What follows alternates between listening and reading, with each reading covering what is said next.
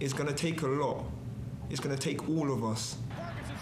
And as you can see, we're working as a team where the counters that we're doing, and we're all just, yeah, it's just proper unity now, you know, because we looked at each other in the face when we were losing back-to-back games. There's nowhere to hide.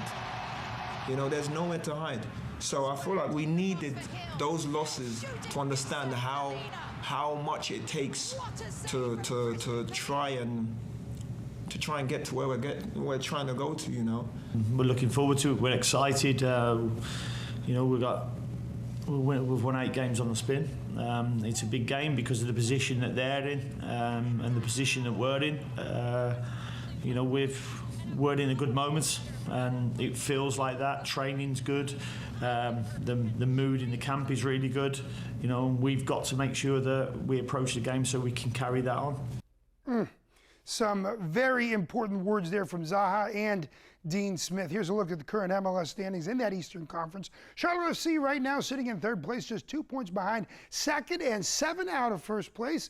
And with only 5 matches remaining in the regular season, every game counts and every point is critical. Here to talk more about this very exciting and potentially historic matchup. You know her. She is Anna Whitty, the color analyst for Charlotte FC. And Anna, thank you for taking some time. Look, we're talking about Lionel Messi. Yes. We're talking about Jordi Alba, Sergio Busquets, Rodrigo de Paul, all potentially playing in this game. How will the Crown be able to not only penetrate the midfield, but also the defense so that they continue to score and continue to win? What's been super impressive in terms of Charlotte on this 8-game unbeaten streak is their ability to really be a collective up top. They've been so good with their partnerships. Toklamati, 8 goals, 3 assists on the season.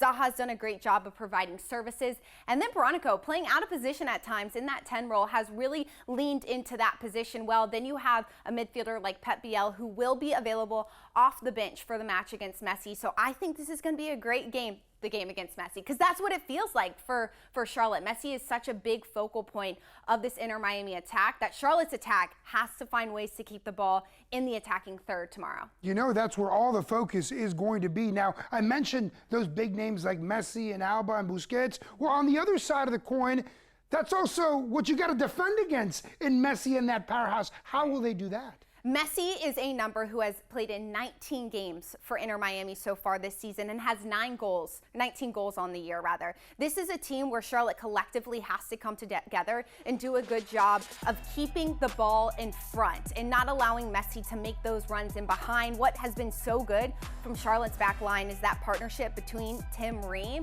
and Adilson Malanda. So the connection between Ream and Malanda has to be there, but then it's up to the captain, Ashley Westwood, in that 6th role to not allow those balls in behind.